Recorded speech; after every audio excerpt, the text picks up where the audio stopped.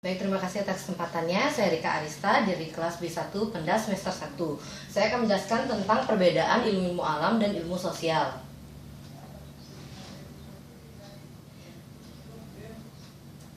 Yang melatar belakangi terjadinya perbedaan ilmu alam dan ilmu sosial adalah dibandingkan dengan ilmu alam, ilmu sosial tertinggal jauh di belakang dari ilmu alam itu sendiri. Beberapa para ahli berpendapat bahwa ilmu sosial itu masih berada di bawah tingkat yang belum dewasa. Terdapat beberapa kesulitan untuk merealisasikan penelitian agar ilmu sosial sederajat dengan ilmu alam karena objek yang diteliti dari ilmu-ilmu tersebut masih bersifat sangat luas. Ada 4 perbedaan dari ilmu alam dengan ilmu sosial itu sendiri yang terdapat dalam slide. Yang pertama, objek penilaian yang kompleks, kesukaran dan pengamatan, objek penilaian yang tak terulang, dan hubungan antara ahli dengan objek yang penilaian sosial itu sendiri. Yang pertama, objek penilaian yang kompleks. Gejala sosial lebih kompleks dibandingkan dengan gejala alami. Itu maksudnya gejala sosial itu tidak hanya lebih kompleks, artinya lebih banyak. Jadi dia tidak hanya meneliti satu gejala saja, lebih kompleks. Misalkan kita ingin meneliti psikologi seorang anak, kita tidak hanya meneliti psikologinya saja, kita juga harus meneliti latar belakang keluarganya, latar belakang pendidikannya, tingkat ekonominya dan sebagainya. Jadi dia tuh bersifat lebih kompleks dibandingkan dengan gejala alam itu sendiri. Sedangkan kalau gejala alam maksudnya jika kita ingin meneliti fisik tubuh anak itu, kita bisa melihat langsung anak itu sendiri tanpa perlu harus mengetahui keluarganya dia di mana, ke ekonominya seperti apa. Itu perbedaan dari ilmu alam dan ilmu sosial itu sendiri. Nah, sedangkan dilihat dari variabel penelitiannya, variabel penelitian dari ilmu alam relatif lebih sedikit dan dapat diukur dengan tepat, sedangkan variabel penelitian ilmu sosial itu relatif lebih kompleks, lebih banyak, dan kadang-kadang membingungkan bagi si peneliti itu sendiri. Maksudnya di sini adalah variabel dalam ilmu alam bersifat lebih sedikit. Misalkan kita ingin mengukur tentang proses terjadinya fotosintesis, jadi variabel yang diukur adalah tinggi dari tanaman itu sendiri atau suhu, faktor apa yang menyebabkan, dan bisa langsung diukur secara tepat. Jadi tidak ada lagi membingungkan atau mendapatkan hasil yang ambigu. Sedangkan kalau penelitian secara sosial relatif lebih banyak, seperti yang tadi saya katakan, ini meneliti seseorang, misalkan kenakalan dari remaja. Variabelnya kenakalan remaja itu variabel tidak mungkin diukur cuma satu, tetapi bisa lebih banyak. Lihat dari penyebabnya dia nakal, lingkungan sosialnya, tingkat ekonominya dia, apakah dia termasuk anak orang yang kaya apa orang yang miskin, itu sangat berpengaruh. Dan itu juga bisa membingungkan peneliti itu sendiri. Mengapa? Karena kalau kita meneliti tanpa bertanya, kita tidak akan mendapatkan jawaban yang valid jika hanya melihat saja. Tetapi kalau kita bertanya kepada responden kita itu sendiri, belum tentu jawaban yang diberikan kepada kita valid. Sedangkan kalau kita meneliti alam, menggunakan ilmu alam, sudah jelas apa yang kita teliti, sudah pasti itu jawabannya tidak akan berubah lagi. Nah, sedangkan ilmu alam itu hanya meneliti beberapa faktor fisik yang berhubungan dengan kejadian itu sendiri, sedangkan ilmu sosial meneliti banyak faktor yang bersifat yang tidak bersifat fisik. Seperti tadi, kalau ilmu alam itu meneliti faktor-faktor fisik, misalkan bagian tubuhnya seorang anak, apakah indranya berfungsi secara lengkap atau tidak. Sedangkan kalau ilmu sosial tidak meneliti secara fisiknya, tetapi secara lingkungannya dan kebiasaan atau hidupnya sehari-hari. Itu dia dari objek penilaiannya. Sedangkan perbedaan yang kedua adalah dilihat dari kesukaran dalam pengamatan yang dilakukan ilmu alam dan ilmu sosial itu sendiri. Kalau ahli ilmu sosial itu tidak mungkin dia hanya melihat, mendengar, meraba, mencium, atau mengecap kejadian di masa yang sudah lalu. Karena untuk meneliti kejadian di masa lalu atau peristiwa sejarah, kita tidak mungkin balik ke masa lalu untuk mengetahuinya. Yang kita perlukan adalah bukti-bukti berupa foto ataupun video sumber yang sudah dibuat pada masa lalu. Sedangkan kalau ilmu alam itu dia bisa mengulang kejadian yang sama tiap waktu. Misalkan kita ingin mengukur, misalkan kita ingin mengetahui proses terjadinya fotosintesis, jika kita melewatkan satu tahap saja, kita bisa melakukannya berikutnya, karena fotosintesis itu yang diperlukan adalah matahari dan air, kita bisa menggunakannya lagi. Sedangkan kalau ilmu sosial mengetahui dari sifat dari seorang itu, kita tidak mungkin kembali lagi ke masa dia kecil dulu. Seperti itu kesukaran dalam pengamatannya. Nah, gejala sosial itu lebih bervariasi dibandingkan dengan gejala fisik. Kenapa demikian? Gejala fisik kita sudah bisa langsung melihat secara langsung, saya mengikuti suasana, oh dia memiliki indera yang lengkap, semua inderanya berfungsi, hanya sebatas itu saja. Sedangkan gejala sosial lebih bervariasi. Misalkan di hari pertama anak itu tingkah lakunya pendiam karena dia tidak mengetahui situasi di sekitarnya. Hari kedua bisa jadi berubah, tingkah lakunya dia menjadi lebih aktif atau hiperaktif karena dia sudah mengetahui kondisi yang terjadi di lingkungannya. Jadi gejala sosial itu lebih sifatnya bervariasi dibandingkan dengan gejala alam. Untuk perbedaan yang ketiga, dilihat dari objek penelaah yang tak terulang. Nah, kalau gejala fisik itu umumnya bersifat seragam dan gejala tersebut dapat diamati sekarang. Seperti tadi kita melihat fisik seseorang seragam, manusia mempunyai 2 mata.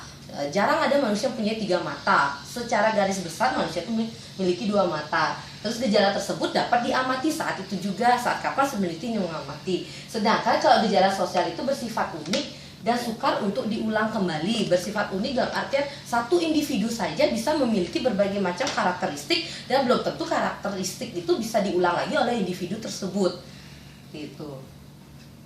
Nah, ahli sosial itu sukar mengembangkan dan menguji hukum-hukum sosial karena variasi kejadian sosial ditambah dengan sulitnya pengamatan secara langsung pada waktu penelitian dilakukan.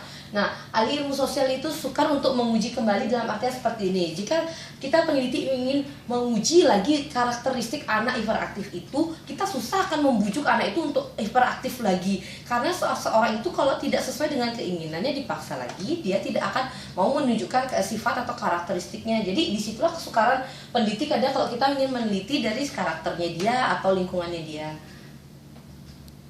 Dan yang terakhir, hubungan antara ahli dan objek penelaahan sosial. Jika ahli ilmu alam tidak usah memperhitungkan tujuan dari atau motif dari planet atau lautan, ilmu sosial itu mempelajari manusia yang penuh dengan tujuan dan tingkah lakunya. Seperti ini misalkan, jika seorang ahli ilmu alam ingin meneliti mengapa terjadi pasang surut dalam lautan, apakah yang menyebabkan dalam 1 bulan itu terjadi 2 pasang surut, atau mengapa rotasi bumi bisa terjadi, mengapa planet-planet berputar mengelilingi orbitnya. Jika itu sudah tercapai tujuannya, dia tidak akan memperhitungkan tujuan dari planet itu sendiri. Tetapi kalau ahli ilmu sosial itu, misalkan dia sudah menemukan suatu jawaban kenapa anak itu hiperaktif, dia akan terus mendapatkan atau mencari tahu apa sih yang menyebabkan lagi anak itu bisa hiperaktif, apakah anak hiperaktif itu bisa dikurangi atau bisa ditambah lagi, apakah berdampak positif atau negatif, seperti itu. Apakah itu berdampak pada kehidupan manusia yang lainnya atau tidak. Nah, jika seorang ahli ilmu alam itu menyusun suatu hipotesa atau jawaban sementara untuk menerangkan gejala fisik tertentu, maka dia tahu pasti bahwa kesimpulannya bersifat umum dan tidak akan mengubah karakteristik objek yang ditelaah. Nah, misalkan kita ingin meneliti tentang proses fotosintesis. Sebelum kita melakukan penelitian, kita pasti akan mengeluarkan dugaan sementara bahwa tumbuhan itu dapat membuat makanannya sendiri. Nah, apakah tumbuhan dapat membuat makanan sendiri? Seperti itu. Nah, kalau ilmu alam itu sudah menemukan jawaban sementara itu, dia sudah tahu bahwa kesimpulannya itu bersifat umum dan tidak akan mengubah karakteristiknya. Dalam artian seperti ini, kalau misalkan kita sudah mengetahui proses terjadinya fotosintesis dalam pengamatan, maka kita tidak akan mengubah lagi karakteristik apa kita menggunakan selain matahari atau air.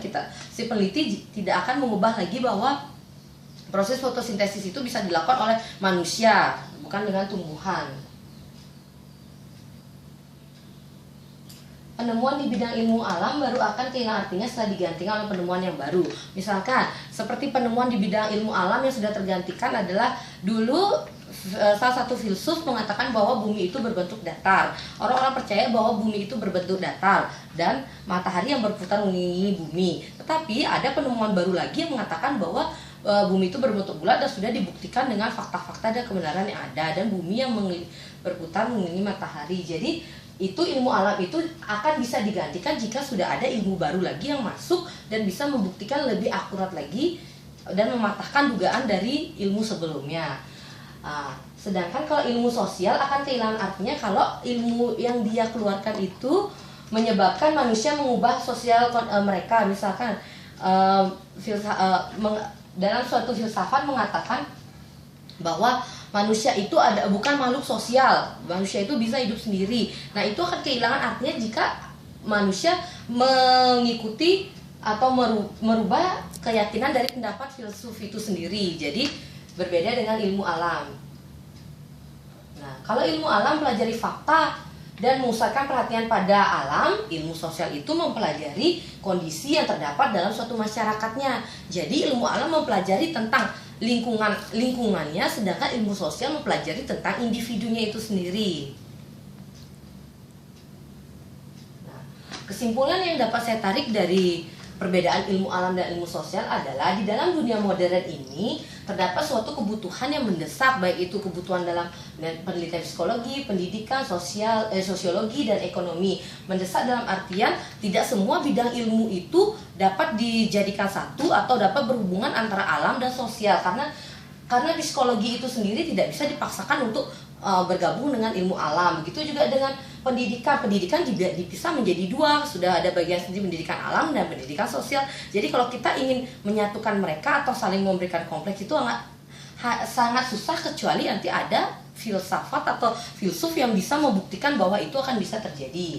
Nah, usaha yang harus kita lakukan dengan sungguh-sungguh adalah bagaimana cara kita sebagai sarjana sendiri membawa kemajuan di bidang ilmu sosial sejajar dengan ilmu alam. Dalam artian sejajar seperti ini, jika ada ilmu alam memberikan penelitian-penelitian baru di bidang teknologi, bagaimana kita sebagai pendidik membawa ilmu sosial juga, memanfaatkan teknologi yang diciptakan oleh ilmu alam itu agar bisa dimanfaatkan dengan baik oleh masyarakat. Jadi kita sebagai sarjana tidak bisa memihak, saya lebih memilih ilmu alam atau ilmu sosial. Jadi harus bisa juga membawa ilmu sosial itu, mau tidak mau bisa sejajar, atau kalau tidak bisa melebihi ilmu alam, setidaknya bisa mengikuti perkembangan dari teknologi ilmu alam itu sendiri.